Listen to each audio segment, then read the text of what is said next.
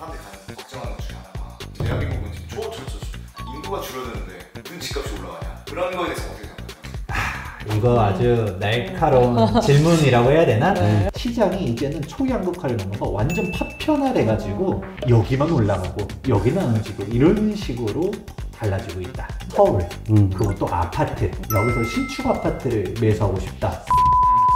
가격 조정되는 곳들이 있거든요. 안녕하세요, 빌딩디자인쌤입니다. 안녕하세요, 서현웅 박사입니다. 오늘 저희가 초대한 게스트는요, 재개발 전문가. 네, 많이 알아보실 것 같은데. 맞아요, 많이 알아보실 것 같아요. 네. 이분이 이 채널에 왜 나왔지? 네. 할 겁니다. 네, 재개발 전문가 저희 김재경 소장님 모셨습니다. 반갑습니다. 반갑습니다. 네, 반갑습니다. 네. 투미 부동산 컨설팅의 김재경 소장이자 이번에 첫 책 시장을 이기는 부동산 투자 원칙의 저자 김재경 소장입니다. 우리 김재경 소장님이 저희가 유튜브 하기 훨씬 전부터 유튜브를 하셨고 네. 이미 그 뭐 아파트라든지 재개발, 재건축 이쪽 분야에서는 굉장히 또 유명하신 분이에요. 근데 저희가 이제 친분이 있기는 있었는데 이번에 또 책도 나오셨고 그리고 지금 현재 24년, 25년이 시장이 굉장히 좀 혼란스럽잖아요. 주거 쪽, 재건축 쪽에 계신 분께서는 이 시장을 어떻게 바라보나 그리고 어떻게 대비해야 될까 해서 한번 오늘 모셔봤어요. 우리 김재경 소장님이 바라보시는 이제 24년도는 어땠고 부동산 시장이 그리고 25년 시장은 어떻게 돌아갈 것 같으세요? 24년도 시장은 양극화를 넘어서 초양극화라고 제가 표현을 했었거든요. 그런데 초양극화를 예상했었던 저조차도 이렇게 양심 없이 강남만 올라갈 줄 몰랐어요. 네. 너무 양심이었었네요. 강남만 올라갔다. 네. 네. 네. 아크루 리오파크가 먼저 50억을 돌파해버리더니 그렇죠. 레미안 원베일리에서 원베일리에서 그렇죠. 55억, 60억 하면서 움직였고 이런 식으로 비싼 곳들은 완전히 2024년도에 치고 나갔는데 그 외 지역들은 반등은 하긴 했어요. 네. 근데 온기가 퍼질 때쯤 되다가 갑자기 2024년도 12월 달에 비상계엄 사태가 터지고 네. 아, 맞아요. 어마어마하게 혼란스러워지고 있다. 네. 말씀 주신 대로 강남 내에서도 좋은 지역들은 계속 이렇게 올라가지만 아닌 곳들은 자꾸 이렇게 떨어지거나 보합이거나 이런 현상을 보이고 있어요. 그럼 25년도에는 과연 좋은 시장이 올까요? 우리가 부동산 시장은 정책이 영향을 많이 받나요, 안 받나요? 많이 받죠. 많이 거의 받죠. 뭐 9할이죠. 네. 그 9할이라는 표현을 해주실 네. 정도로 네. 정책의 영향을 많이 받는데 정책이 어떻게 될지도 모르는데 부동산 시장이 어떻다라고 말하는 네. 것 자체가 아, 넌센스긴 합니다. 맞아요. 그렇죠. 이걸 어떻게 또 네. 예견을 할 수가 없는 거죠. 맞아. 사실상 지금은 시나리오를 가정해놓고 움직이는 네. 것밖에 안 되거든요. 아. 탄핵이 안 된다든가 네네. 혹은 조기 대선이 치러진다 하더라도 현 정권과 비슷하게 보수 정권을 가는 시나리오가 그럴 있을 수 있죠. 거고. 예. 사실 지금 분위기로는 보수가 좀 어렵긴 하잖아요. 네. 그렇긴 하죠. 현 네. 분위기가. 그래서 네. 만약에 진보 정권으로 바뀐다의 시나리오가 크게 두 갈래로 맞아요. 나눠지겠죠. 톡 까놓고 얘기하면 네. 저희의 색깔은 없지만. 네. 그렇죠. 우리가 그렇죠. 지금 네. 정치적인 네. 얘기하는 거 아, 그럼요. 네. 절대 아닙니다. 네. 네. 투자에 대한 얘기만 네. 하는 맞아요. 겁니다. 주택 투자자 입장에서는 지금 진보 정권 들어오면 어떻게 되지 하면서 막 부들부들 떨고 있어요. 맞아요. 네. 왜냐면 진보 정권 때 다주택자에 대한 규제를 강화하던가요? 완화하던가요? 강화하죠. 네. 그러면 답이 딱 나옵니다. 현 정권에서 다주택자 규제를 많이 완화해 왔거든요. 다주택자 양도세 중과도 2025년도 1월 2일자로 1년 더 추가 연장해 주겠다. 네. 맞아요. 그래서 네. 2026년도 5월 9일까지 양도세 중과 유예가 한번 또 네. 됐거든요. 네. 한순 좀 돌리긴 네. 했지만 정권이 어떻게 되냐에 따라서 또 종부세부터 두들겨 맞을 수 있거든요. 지금 다주택자분들은 네. 기다릴 틈이 없는 거예요. 그렇지. 네. 만에 하나 정권이 바뀌었어. 근데 바뀐 정권이 또 우리들을 탄압하기 시작해. 또 종부세 맞아보신 네. 분들 알거든요. 몇 천에서 억 단위로 납부하다 보면 숨을 못 쉬어요. 네. 그러니까 빌딩도 좀 비슷할 것 같긴 한데 네. 그러니까 주택은 요즘 막 똘똘한 한 채 하면서 좀 자잘한 주택들 정리해서 네. 핵심 지역으로 움직이거든요. 네. 지방이나 네. 서울 외곽 쪽 빌딩 소유자들이 와서 갈아타기 이런 상담도 오나요? 갈아타기 상담도 많이 오세요. 지역 같은 경우에는 수익률이 높고 강남 같은 경우에는 수익률은 낮고 시세 차이 영향을 보시기 때문에 그 투자의 목적에 따라 조금 달라지시는 된 것 같아요. 빌딩은 주택수나 이런 다주택자 규제에 있지도 않은데도 없죠. 이런 상담이 오는데 주택 소유자들은 어마어마하게 라는 오히려 생각들을 그분들이 빌딩으로 하거든요. 오십니다. 그런 걸 정리하시고. 그런 분들도 네. 있죠. 그러면 우리는 해석이 가능하죠. 2025년도가 다주택자분들이 주택 한 채로 가야겠어. 네. 싹 정리하고 똘똘한한테. 이 자금으로 갖다가 빌딩 상담을 받으시는 분도 네. 있겠지만 네. 주택으로 하나 하겠다라고 네. 하면 그래 압구정으로 가자. 그래서 압구정 간다든가 이런 식으로 와서 시장이 이제는 초양극화를 넘어서 완전 파편화돼가지고 여기만 올라가고 여기는 안 움직이고 이런 식으로 달라지고 있다. 그거 물어보고 싶어요. 무주택자인데 이 집을 살까 말까? 그런 분들이 진짜 고민을 제일 많이 하시거든요. 그런 분들은 25년도에 실제로 사도 될까요? 여기서 핵심이 나오는데 내가 어디를 살려고 하느냐가 가장 큰 핵심이라고 봐요. 강남이를 다 좋은 건 아닐 거 아니에요. 그렇죠. 네, 맞아요. 네. 서울, 그것도 아파트. 여기서 신축 아파트를 매수하고 싶다. 아니면 경기라 한다 하더라도 주요 지역들의 신축 매수하고 싶다라고 하게 되면 사실 2025년도 상반기가 저는 내 집 마련의 기회라고 보고 있습니다. 저도 그렇게 생각을 합니다. 왜냐면은 지금 시장이 어쨌든 좋은 시장은 아니잖아요. 전반적으로 봤을 때. 하지만 정말 잘 되는 곳은 잘 되지만 그거는 상위 저는 한 5% 이내라고 생각을 하고 나머지 95%를 실수요자 입장에서 노려볼 만해요. 우선 영끌 대출 자체가 안 됩니다. LTV, DTI 그리고 DSR까지 있잖아요. 네. 소득 대비 대출이 나오기 때문에 우선 옛날처럼 영끌 대출이 불가한 시대에 우리가 살고 있잖아요. 그리고 두 번째, 다주택자들이 이 똘똘한 한 채를 제외하고 나머지 95% 지역을 어쨌든 매각을 하는 포지션이란 말이죠. 그럼 여기서 급매가 나올 수 있다는 거예요. 저는 요즘 경매가 이렇게 많이 나오는지 몰랐어요. 내가 진짜 실수요자다. 내가 내 집에 거기 거주를 하겠다. 지금 현재가 저는 그래도 중저점이라고는 생각을 해요. 불장 안 맞아봐서 모르는 거야. 불장 맞으면은 그냥 자고 일어나면 막 계속 올라가잖아요. 그때는 사고 싶어도 무주택자한테는 기회가 안 갑니다. 그때 그리고 불장에서 하면 물려요. 물려가지고 막 이제 떨어지는 거 보면 이제 그때부터 잠 못 자고 라면 먹고 막. 그때 샀어야 됐어. 네, 근데 지금은 내려갈 데가 없어. 지하실이 없어요. 저는 그래서 기회라고 이제 말씀을 드리고 우리 빌딩도 똑같아요. 실수요자. 실수요자는 내가 써야 된다. 건물을 이제 저희 건물처럼 저희가 쓴다. 2022년 3년 때 막 새로 지어진 신축 건물들이 막 올라왔단 말이죠. 근데 경기가 안 좋아서 임대가 안 나갔어요. 그러고서 오랫동안 지금 이자만 내고 있어. 이러니까 못 버티고 급매로 막 던지는 건물들이 많거든요. 그리고 사업자들한테는 이 주택 그 DSR 이런 게 없어요. LTV, DTI, DSR 이런 게 없습니다. 그냥 한도가 80%까지 저리로 나와요. 이러니까 저는 지금 빌딩도 실사용하실 분들은 오케이.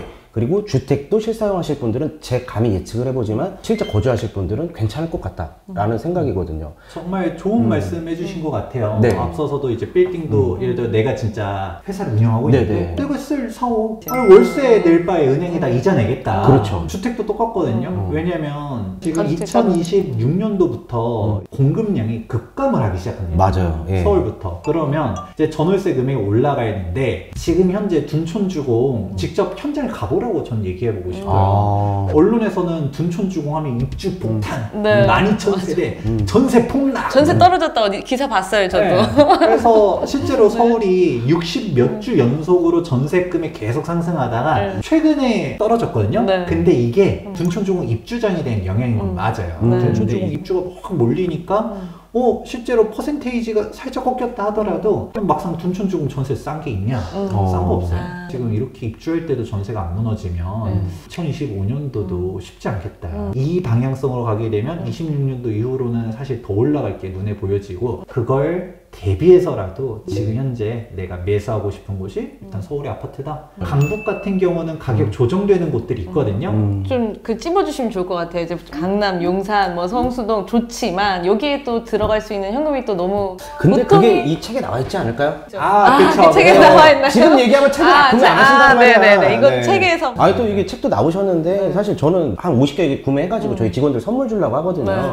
왜냐면 아직 저희 직원들이 내 집 마련 못한 직원들이 꽤 있어요. 뭐 책 읽는다고 인생이 바뀌는 건 아니지만 그래도 영감을 얻고 동기부여를 얻고 실천하는 계기만 된다고 하더라도 저는 이 책 한 권이 사람 인생을 변화한다 생각하거든요. 그래서 이 제목이 너무 좋은 게 시장을 이기는 부동산을 제가 되게 보고서는 와 되게 제목이 좋다. 지금 상황에 맞다라는 생각을 했거든요. 시기가 안 좋고 그럴 때도 내가 지금 해야 되는 상황이라면 분명히 옥석을 가려서 좋은 매물을 살 수 있다고 생각하는데 이 책에 다 나와 있을 것 같습니다.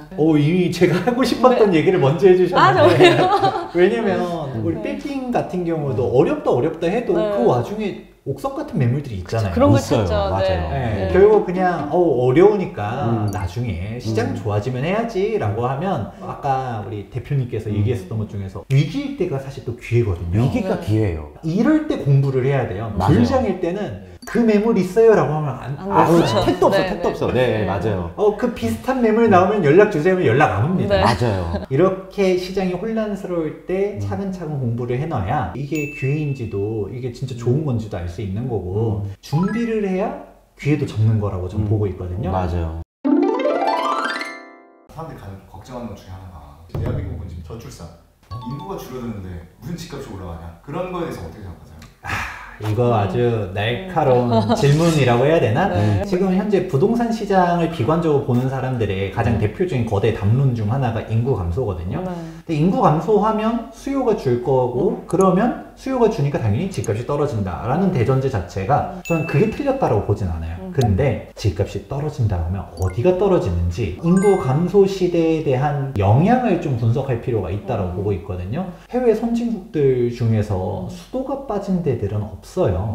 도쿄가 유일하게 빠졌다라고 하면서 사람들이 얘기는 하지만 도쿄도 자체도 사실 냉정해 보면 서울보다도 한 3배 사이즈 되는 게 도쿄도예요. 네. 그쵸, 맞아요. 서울과 비교를 할 때는 도쿄 23구를 따로 보거든요. 그렇죠. 통계적으로도 구분해서 통계를 해내요. 근데 이 도쿄 23구의 신축 맨션 가격은 이전 버블 경제 가격을 돌파했습니다. 엄청 비싸더라고요. 미나토구. 네, 네. 네, 그렇죠. 미나토구, 네. 주구, 맞아요. 뭐 시부야구 이런 네. 데들이 되게 비싼데 네. 이런 부분을 우리가 알 수 있는 게 일단 첫 번째, 일본 다 무너졌다던데 라고 하는데 그럼 빈집 넘치고 그런 데가 어디냐? 지방.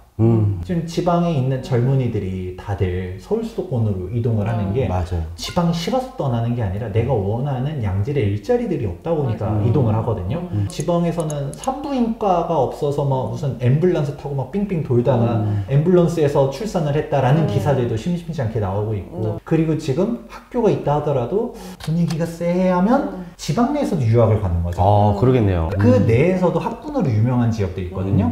그런 데들로 가는 거죠. 이게 가면 갈수록 시장이 파편화가 되고 있기 때문에 이런 측면에서 바라보게 되면 인구 감소가 된다라고 해서 가격이 다 떨어지는 게 아니라 어중간한 지역들이 무너지기 시작한다라는 걸 생각해 보면 좋을 것 같아요. 이런 데로 가고 싶어 하면 수요가 오히려 더 쏠리는 데들은 더 올라간다. 오히려 핵심 지역으로 몰릴 거다. 네. 그러면 결론은 나왔죠. 인구가 감소된다? 집값이 하락한다? 라는 얘기는 할 수 있어요. 근데 서울의 신축 아파트 가격이 빠질까? 라고 생각해보면 그렇지 않다더라.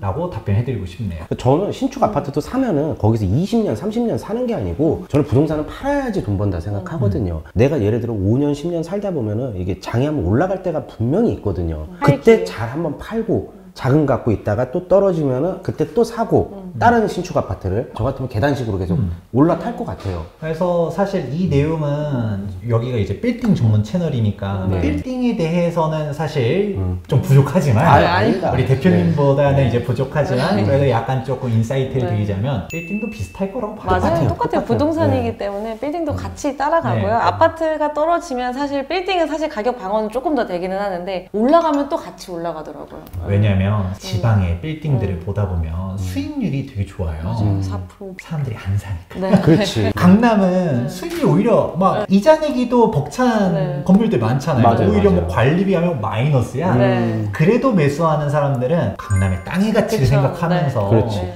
상승분을 생각하면서 가는데 근데 지방은 월세 막 지금 몇백만 원씩 수익률이 너무 좋아.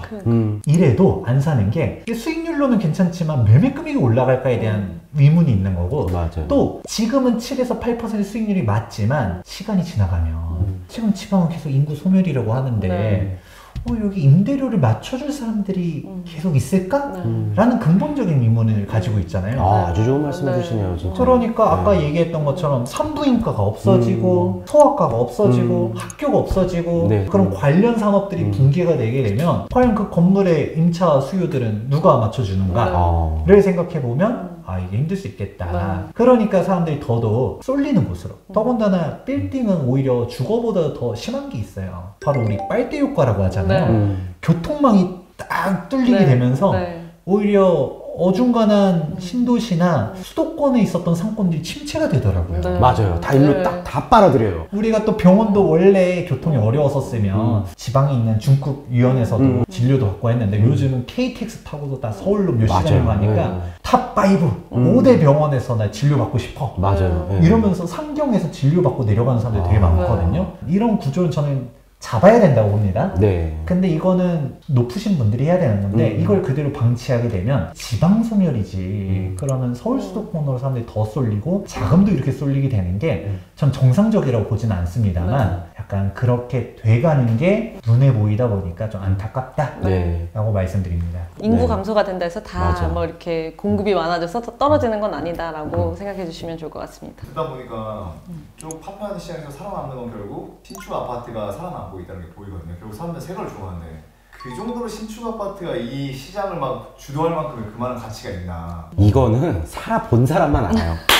정확하게 얘기할게요. 살아본 사람만 알아요. 그리고 신축 한번 살면은요, 구축 못 가요. 차라리 지역으로 옮겨서 신축을 가지, 그 동네에서 구축으로는 못 내려가요. 요즘 너무 또 신축 아파트 너무 잘 짓기도 하고 커뮤니티도 너무 좋고 한데 사실 전 주부로서 이런 음식물 처리 시스템도 너무 좋고 이걸 맛보면 사실 구축으로 가기는 힘들겠더라고요. 제가 하고 싶은 얘기를 두 분이 먼저 해주셨는데 저희가 구축 살다 네. 신축을 가봐서 근데 이거는 우리가 얼죽신 하면서 네. 얼어 죽어도 신축 이게 네. 2024년도 신조어였거든요. 네. 맞아요. 사람들이 신축도 언제까지 신축이냐 얘도 시간 지나면 구축된다 라고 얘기하는데 그러면 신축 20년 지나서 구축됐다 칠게요. 네. 그럼 지금 20년 된 구축은 20년 지나가면 그치. 거기는 어떻게 되는 거죠? 쉽지 않아요. 네. 실제로 많은 분들이 경기도의 신도시 갔다가 서울로 못 돌아오신 분들이 되게 많아요. 맞아요. 못 돌아와요. 네. 왜냐면 살아보니까 신축 좋고 여기가 또 균질화된 커뮤니티에 이제 사람들도 비슷비슷하고 하니까 살기 너무 좋은데 근데 막 출퇴근 힘들어서 서울로 가려고 조금 알아봤더니 물론 이제 신도시도 신도시 나름이고 비싼 데는 또 비쌉니다만 일반적으로는 이거 팔고서 서울에 신축을 못 옵니다. 그렇죠. 아니면 신축으로 온다 하더라도 좀 멀어. 아니면 평형을 또 줄인다든가. 근데 맞아요. 솔직히 평형 한 번 늘리면 또 못 줄여요. 맞아요. 못 줄여요. 절대 네. 못 줄여요. 그러니까 이제 막 애엄마가 이거 여기서 살면 안 되냐고. 그렇지. 여보 맞아요. 출퇴근 힘들지만 좀 버텨줘. 그쵸. 나 아이들 여기서 열심히 잘 키울게. 이게 또 이게 판단이 쉽지가 않습니다. 약간 제가 비유를 해드리자면 빌딩도 비슷하다고 하더라고요. 맞아요. 뭐냐면 비슷해요. 네. 제가 최근에 어서 영상을 하나 봤는데 미국의 빌딩 시장이 되게 어렵다라는 네. 얘기들이 네. 많이 나와요. 그게 뭐라고 해야 되냐? 그게 단편적인 거는 맞는데 내부적으로 들어가 보면 여기서 빌딩이 어려운 거는 프라임 시장과 네. 프라임 오피스 시장과 논 프라임 오피스 시장이 다르다라고 얘기하더라고요. 미국에서도 지금 재택근무가 워낙 이제 대중적으로 맞아요. 보편적으로 이제 퍼지다 보니까 기업들은 약간 출근을 시키고 싶은 거예요. 맞아요. 그러니까 사무실이 좋아야 돼. 그러니까 예전처럼 단순히 입지만 보고 이게 아니라 뉴욕이라 하더라도 신축 빌딩은 임대가 엄청 잘 나가는데 요즘 막 휴게 시설도 아주 잘 되어 있고 맞아요. 이런 네. 빌딩들은 없어서 임대가 못 아예 나간대요. 임대료도 엄청 높고 그런데 여기서 막 진짜 오래된 주차도 힘들어. 왜 커뮤니티 이런 회의실도 막 제대로 막 안 돼 있고 특히 미국 같은 데는 건물도 막 무슨 100년 된 건물도 되게 많거든요. 네. 그래서 얼마 전에 갔다 왔을 때 근데 진짜 100년 정도 된 건물들이 많더라고요. 그런 데들은 공실이 많대요. 음. 그러니까 아마 서울도 슬슬 나타날 것 같긴 한데 대기업들이 들어갈 만한 퀄리티가 좋은 강남에서도 역세권의 이런 프라임 오피스들 같은 경우는 임대료가 되게 높다고 들었거든요. 공실도. 거의 많이 공실 차이 없어요. 나죠. 그리고 대로변에 임대 써놓은 건 진짜 구축 이런 것들이 이제 임대가 붙여 있지. 사실 신축 건물들은 아까 빌딩도 가능하면 신축 쪽으로 가서 리모델링을 그래요. 하든 맞아요. 신축을 하든 하면서 우리가 가치를 좀 재평가하면 이게 좀 더 오래 갈 수 있는 내용 연수를 좀 더 길게 끌고 갈 수 있는데 그냥 뭐 구축이라도 뭐 그냥 임대 잘 받고 이런 식의 마인드다. 그러면 조금 앞으로의 이제 투자 트렌드에서는 좀 달라질 수 있지 않을까라고 저는 생각하고 있습니다. 리모델링 하나 신축 하나 비용이 거의 비슷비슷해요. 기간도 비슷비슷하고요. 그럼 그냥 신축하는 게 나아요. 저는 재개발 지역은 임장하지 말란 얘기 많이 하거든요. 어우, 이 동네, 그런 동네에서 계속적으로 거주하시는 분들의 소득 수준이 현금 여유가 없으신 분들이 많죠. 이게 방송에 나가도 되는지 안 될지 모르겠지만